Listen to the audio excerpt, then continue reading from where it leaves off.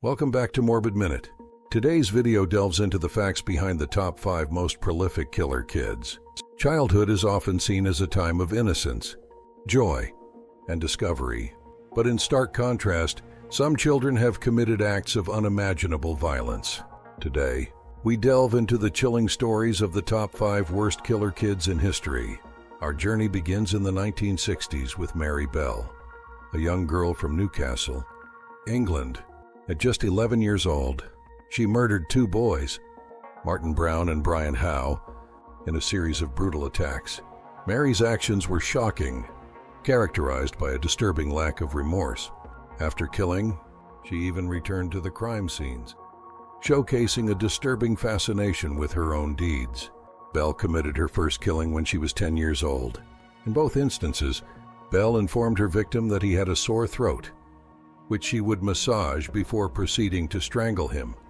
Bell was convicted of manslaughter in relation to both killings in December 1968, in a trial held at Newcastle Assizes when she was 11 years old, and in which her actions were judged to have been committed under diminished responsibility.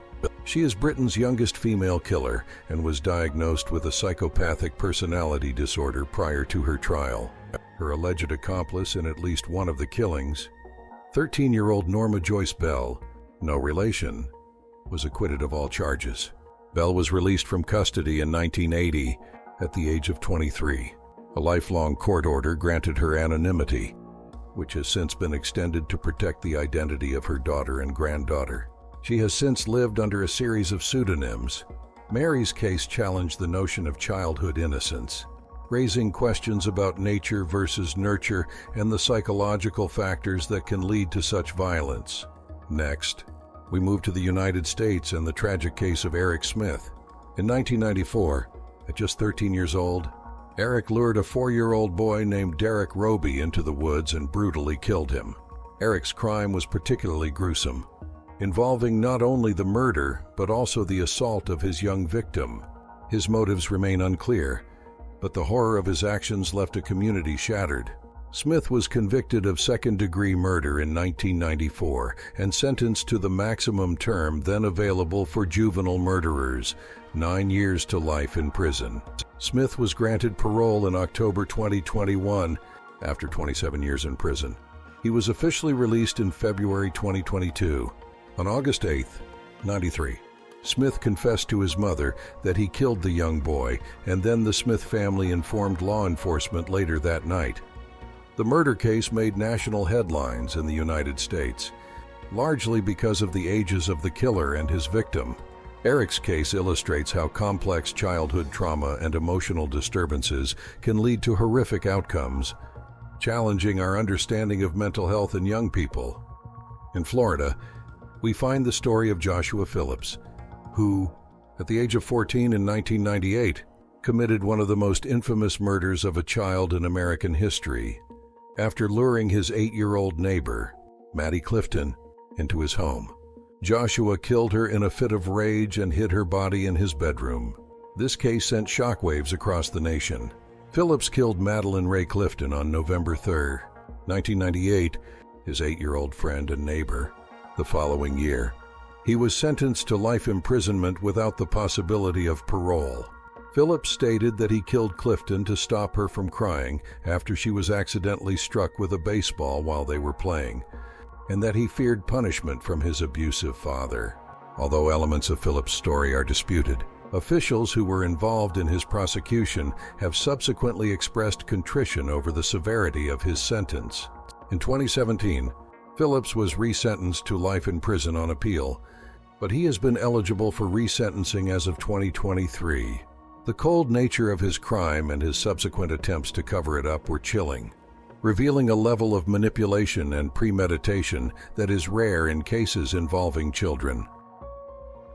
Coming in at number 2 is Lionel Tate, who, at just 12 years old, was convicted of murdering a 6-year-old girl, Tiffany Eunick, in 1999.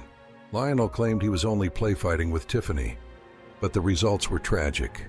His trial garnered national attention, particularly due to Lionel's age and the circumstances surrounding the crime.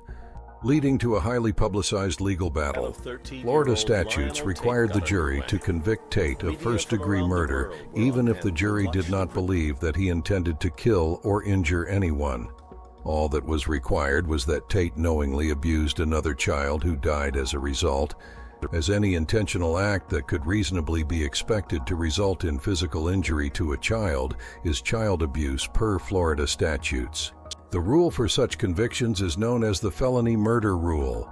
The sufficient conditions of the felony murder rule were listed by the judge Joel T. Lazarus during sentencing. Therefore, Tate was sentenced to life in prison without the prosecution having to prove that he intended to kill or injure, or realize that his acts are likely to kill or injure, or even that a typical child of his age would or should realize this. Lionel's case raises critical questions about juvenile justice and whether children should be held to the same standards as adults when it comes to severe crimes. The sentence was controversial because Tate was 12 years old at the time of the murder, and his victim was 6. He was the youngest person in modern U.S. history to be sentenced to life imprisonment, bringing broad criticism on the treatment of juvenile offenders in the justice system of the state of Florida. At the top of our list is Craig Price, a notorious figure in the realm of juvenile crime. Craig Chandler Price, born October 11, 1973, is an American serial killer who committed his crimes in Warwick, Rhode Island between the ages of 13 and 15. He was arrested in 1989 for 4 murders committed in his neighborhood, a woman and her 2 daughters that year, and the murder of another woman 2 years earlier. His acts of violence were shocking not only for their brutality, but also for the calculated way in which he carried them out. Craig was later apprehended and became one of the youngest individuals to be charged as an adult for murder. Price committed his first murder at the age of 13 in Warwick, Rhode Island on the night of July 27, 1987. Price broke into a home that was only 2 houses away from his own, took a knife from the kitchen, and stabbed 27-year-old Rebecca Spencer 58 times, killing her. A little over 2 years later, Price was a 15-year-old freshman in high school when he murdered 3 other neighbors on September 1, 1989. Price, high on marijuana and LSD, stabbed 39-year-old Joan Heaton 57 times, her 10-year-old daughter Jennifer 62 times, and Heaton's 7-year-old daughter was also killed via blunt force trauma. The stabbings were so brutal that the handles broke off the knives he used, with the blades staying inside the bodies of the victims. Price calmly confessed to his crimes after he was discovered. He was arrested a month before his 16th birthday and was tried and convicted as a minor. By law, this meant that he would be released and his criminal record sealed when he turned 21, and Price bragged that he would make history when he was released. During his incarceration, Price has been charged with additional crimes, including criminal contempt for refusing a psychological evaluation, extortion for threatening a corrections officer, assault, and violation of probation for fights while in prison. He was sentenced to an additional 10 to 25 years, depending on his cooperation with treatment. Craig Price is the youngest serial killer in U.S. history. Craig's case raises critical questions about the capacity for violence in young people and how society grapples with punishing minors for heinous acts.